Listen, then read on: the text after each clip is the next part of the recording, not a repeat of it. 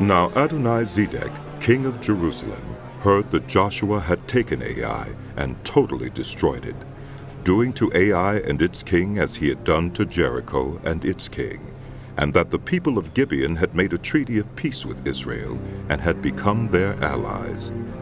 He and his people were very much alarmed at this, because Gibeon was an important city, like one of the royal cities. It was larger than Ai, and all its men were good fighters. So Adonai-Zedek, king of Jerusalem, appealed to Hoham, king of Hebron, Piram, king of Jarmuth, Japhiah, king of Lachish, and Deber, king of Eglon. Come up and help me attack Gibeon, because it has made peace with Joshua and the Israelites. Then the 5 kings of the Amorites, the kings of Jerusalem, Hebron, Jarmuth, Lachish, and Eglon, joined forces.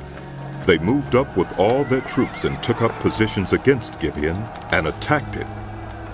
The Gibeonites then sent word to Joshua in the camp at Gilgal. Do not abandon your servants. Come up to us quickly and save us.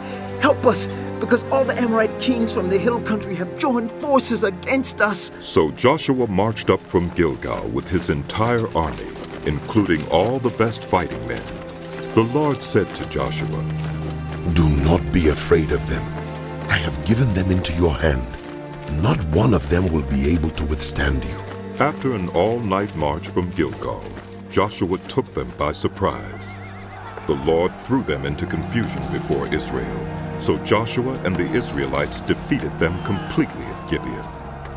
Israel pursued them along the road going up to Beth-horon and cut them down all the way to Azekah and Makkedah. As they fled before Israel on the road down from Beth-horon to Azekah, the Lord hurled large hailstones down on them, and more of them died from the hail than were killed by the swords of the Israelites.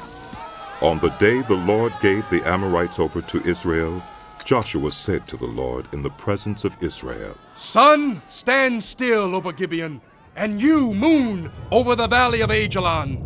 So the sun stood still, and the moon stopped, till the nation avenged itself on its enemies, as it is written in the book of Jasher. The sun stopped in the middle of the sky and delayed going down about a full day. There has never been a day like it before or since, a day when the Lord listened to a human being. Surely the Lord was fighting for Israel. Then Joshua returned with all Israel to the camp at Gilgal. Now the 5 kings had fled and hidden in the cave at Makkedah. When Joshua was told that the 5 kings had been found hiding in the cave at Makkedah, he said, Roll large rocks up to the mouth of the cave and post some guards there. But don't stop. Pursue your enemies. Attack them from the rear and don't let them reach their cities. For the Lord your God has given them into your hand. So Joshua and the Israelites defeated them completely, but a few survivors managed to reach their fortified cities. The whole army then returned safely to Joshua in the camp at Makkedah, and no one uttered a word against the Israelites. Joshua said, Open the mouth of the cave and bring those 5 kings out to me. So they brought the 5 kings out of the cave, the kings of Jerusalem, Hebron, Jarmuth, Lachish, and Eglon. When they had brought these kings to Joshua, he summoned all the men of Israel and said to the army commanders who had come with him, Come here and put your feet on the necks of these kings. So they came forward and placed their feet on their necks. Joshua said to them, Do not be afraid. Do not be discouraged. Be strong and courageous. This is what the Lord will do to all the enemies you are going to fight. Then Joshua put the kings to death and exposed their bodies on 5 poles, and they were left hanging on the poles until evening. At sunset, Joshua gave the order, and they took them down from the poles and threw them into the cave where they had been hiding. At the mouth of the cave, they placed large rocks, which are there to this day.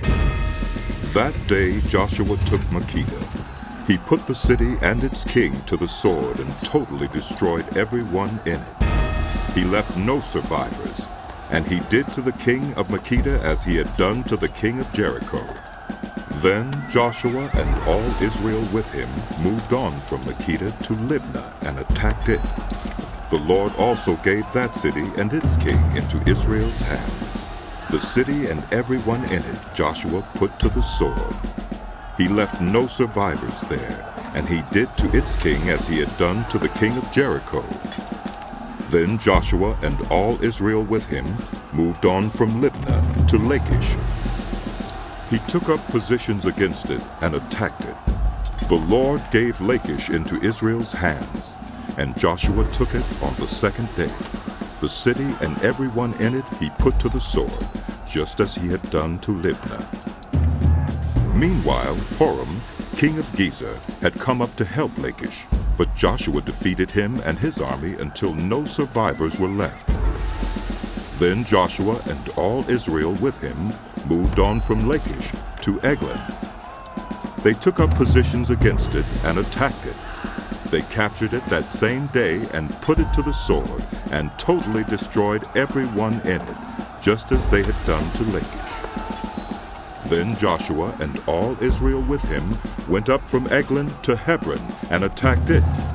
They took the city and put it to the sword, together with its king, its villages, and everyone in it. They left no survivors, just as at Eglon. They totally destroyed it and everyone in it. Then Joshua and all Israel with him turned around and attacked Debir. They took the city, its king and its villages, and put them to the sword. Everyone in it they totally destroyed. They left no survivors. They did to Debir and its king as they had done to Libnah and its king, and to Hebron. So Joshua subdued the whole region, including the hill country, the Negev, the western foothills, and the mountain slopes, together with all their kings.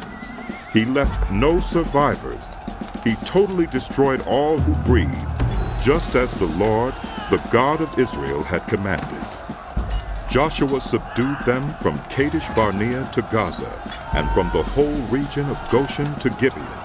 All these kings and their lands Joshua conquered in one campaign, because the Lord, the God of Israel, fought for Israel. Then Joshua returned with all Israel to the camp at Gilgal.